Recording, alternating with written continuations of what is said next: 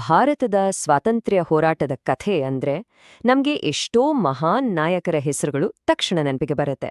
ಆದ್ರೆ ಗೊತ್ತಾ, ಇತಿಹಾಸದ ಪುಟಗಳಲ್ಲಿ ಮರೆಯಾದ ಅಷ್ಟೇ ಪ್ರಬಲವಾದ ಇನ್ನೂ ಅನೇಕ ಕಥೆಗಳಿವೆ. ಇವತ್ತು ನಾವು ಅಂಥದ್ದೇ ಒಬ್ಬ ಧೀರ ಮಹಿಳೆಯ ಬಗ್ಗೆ ಮಾತಾಡೋಣ. ಅವರು ಕೇವಲ ಸ್ವಾತಂತ್ರ್ಯ ಹೋರಾಟಗಾರ್ತಿ ಆಗಿರ್ಲಿಲ್ಲ, ಬದಲಿಗೆ ತಮ್ಮ ಕಾಲದ ಸಾಮಾಜಿಕ ಕಟ್ಟುಪಾಡುಗಳನ್ನೇ ಮುರಿದು ನಿಂತ ನಿಜವಾದ ಕ್ರಾಂತಿಕಾರಿ. ಅವರೇ ರಾಜಸ್ಥಾನದ ಅಂಜನಾದೇವಿ ಚೌಧರಿ. ಒಂದು ಕ್ಷಣ ಯೋಚನೆ ಮಾಡಿ, 20ನೇ ಶತಮಾನದ ಆರಂಭದ ರಾಜಸ್ಥಾನ, ಅಲ್ಲಿ ಮಹಿಳೆಯರ ಮೇಲೆ ಎಂಥೆಂಥ ಕಟ್ಟುಪಾಡುಗಳಿದ್ವು ಅಂತ. ಅದರಲ್ಲೂ ಮುಖ್ಯವಾಗಿ ಪರ್ದಾ ಪದ್ಧತಿ, ಅಂದ್ರೆ ಮುಸುಕು ಹಾಕೊಳ್ಳೋದು. ಇದು ಅವರ ಬದುಕನ್ನೇ 4 ಗೋಡೆಗಳ ಮಧ್ಯ ಸೀಮಿತಗೊಳಿಸಿತ್ತು. ಆದ್ರೆ ಅಂಥ ಒಂದು ಕಾಲಘಟ್ಟದಲ್ಲಿ ಅಂಜನಾದೇವಿಯವರು ಈ ಎಲ್ಲಾ ಸಂಕೋಲೆಗಳನ್ನ ಮುರಿಯೋಕೆ ನಿರ್ಧಾರ ಮಾಡ್ತಾರೆ. ಅವರು ಕೇವಲ ಮುಸುಕು ತೆಗೆದುಹಾಕಿದ್ದಲ್ಲ, ಬದಲಿಗೆ ಒಂದು ದೊಡ್ಡ ಉದ್ದೇಶಕ್ಕಾಗಿ ತಮ್ಮ ಧ್ವನಿಯನ್ನೇ ಅಸ್ತ್ರವನ್ನಾಗಿ ಮಾಡ್ಕೊಂಡ್ರು. ಸರಿ, ಹಾಗಾದ್ರೆ ಬನ್ನಿ ರಾಜಸ್ಥಾನದ ಈ ಮುಸುಕು ತೆಗೆದ ಕ್ರಾಂತಿಕಾರಿಯ ಪಯಣವನ್ನ ಶುರು ಮಾಡೋಣ. ಅಂದಿನ ವ್ಯವಸ್ಥೆಯನ್ನೇ ಪ್ರಶ್ನಿಸಿ ಬದಲಾವಣೆಗೆ ದಾರಿ ಮಾಡಿದವರ ಕಥೆಯಿದು. ಹಾಗಾದ್ರೆ ಯಾರು ಈ ಅಂಜನಾದೇವಿ? ಎಲ್ಲಿಂದ ಬಂದ್ರು? ಅವರ ಹಿನ್ನೆಲೆ ಏನು? ಈ ಎಲ್ಲ ಪ್ರಶ್ನೆಗಳಿಗೆ ಈಗ ಉತ್ತರ ನೋಡೋಣ.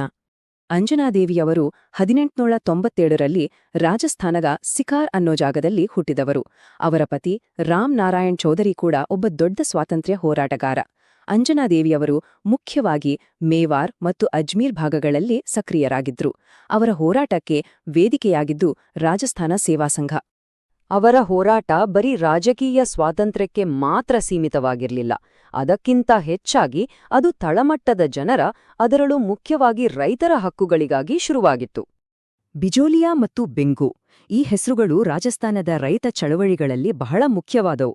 ಯಾಕಂದ್ರೆ ಅಲ್ಲಿನ ರಾಜರುಗಳು ರೈತರ ಮೇಲೆ ವಿಪರೀತ ತೆರಿಗೆ ಹಾಕಿ ಶೋಷಣೆ ಮಾಡ್ತಿದ್ರು. ಇಲ್ಲಿ ಒಂದು ಇಂಟ್ರೆಸ್ಟಿಂಗ್ ವಿಷಯ ಏನೆಂದ್ರೆ, ಅಂಜನಾದೇವಿಯವರು ಸುಮ್ಮನೆ ಚಳವಳಿಯಲ್ಲಿ ಭಾಗವಹಿಸಿಲ್ಲ.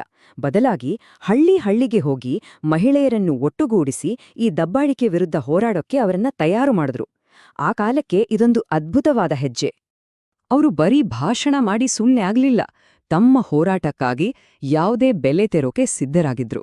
ಅದಕ್ಕೆ ಸಾಕ್ಷಿ, ಸ್ವಾತಂತ್ರ್ಯ ಸಂಗ್ರಾಮದ ಸಮಯದಲ್ಲಿ ರಾಜಸ್ಥಾನದ ಒಂದು ಸಂಸ್ಥಾನದಿಂದ ಬಂಧನಕ್ಕೆ ಒಳಗಾದ ಮೊದಲ ಮಹಿಳೆ ಇವರೇ. ಯೋಚನೆ ಮಾಡಿ, ಬ್ರಿಟಿಷರು ಮತ್ತು ಸ್ಥಳೀಯ ರಾಜರು ಇಬ್ರನ್ನೂ ಅವರು ಎಷ್ಟು ಧೈರ್ಯದಿಂದ ಎದುರಿಸಿರ್ಬೇಡ.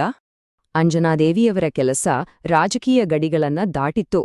ಅವರು ಒಬ್ಬ ಸ್ವಾತಂತ್ರ್ಯ ಹೋರಾಟಗಾರ್ತಿ ಮಾತ್ರ ಆಗಿರದೆ ಒಬ್ಬ ಪ್ರಖರ ಸಮಾಜ ಸುಧಾರಕಿಯೂ ಆಗಿದ್ರು.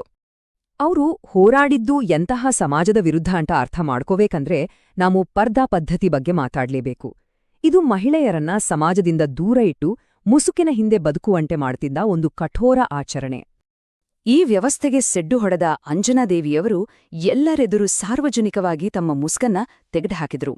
ಇದು ಕೇವಲ ಒಂದು ವ್ಯಕ್ತಿಗತ ನಿರ್ಧಾರ ಆಗಿರಲಿಲ್ಲ, ಅದೊಂದು ಶಕ್ತಿಯುತವಾದ ಪ್ರತಿಭಟನೆಯ ಸಂಕೇತವಾಗಿತ್ತು. ಅವರ ಈ ಒಂದು ಹೆಜ್ಜೆ ಸಾವಿರಾರು ಮಹಿಳೆಯರಿಗೆ ಸ್ಫೂರ್ತಿ ನೀಡಿ ಅವರು ಕೂಡ ಸ್ವಾತಂತ್ರ್ಯ ಚಳುವಳಿಗೆ ಧುಮುಕುವ ಹಾಗೆ ಮಾಡ್ತು.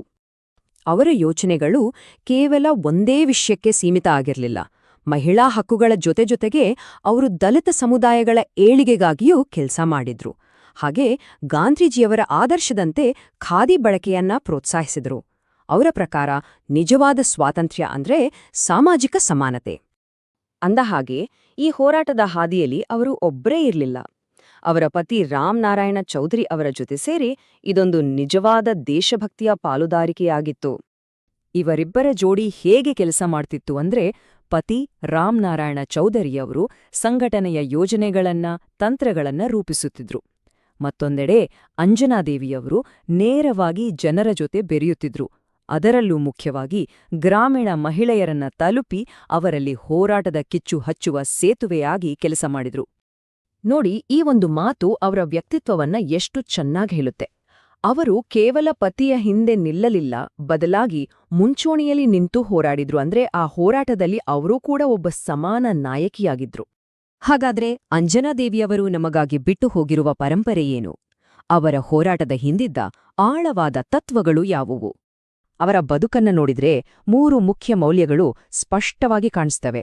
1 ಮಹಿಳಾ ಸಬಲೀಕರಣ, 2 ಗ್ರಾಮೀಣಾಭಿವೃದ್ಧಿ ಮತ್ತು 3ನೇದು ಗಾಂಧೀಜಿಯವರ ಅಹಿಂಸಾ ಮಾರ್ಗ. ಅವರ ಪ್ರತಿಯೊಂದು ಕೆಲಸಕ್ಕೂ ಇವೇ ಆಧಾರವಾಗಿದ್ವು. ಅಂಜನಾದೇವಿಯವರು ಹೋರಾಡಿಂದು ಕಣ್ಣಿಗೆ ಕಾಣುವ ಮುಸುಕುಗಳ ವಿರುದ್ಧ. ಇದು ನಮ್ಮನ್ನ ಒಂದು ಮುಖ್ಯವಾದ ಪ್ರಶ್ನೆ ಕೇಳುವಂತೆ ಮಾಡುತ್ತೆ.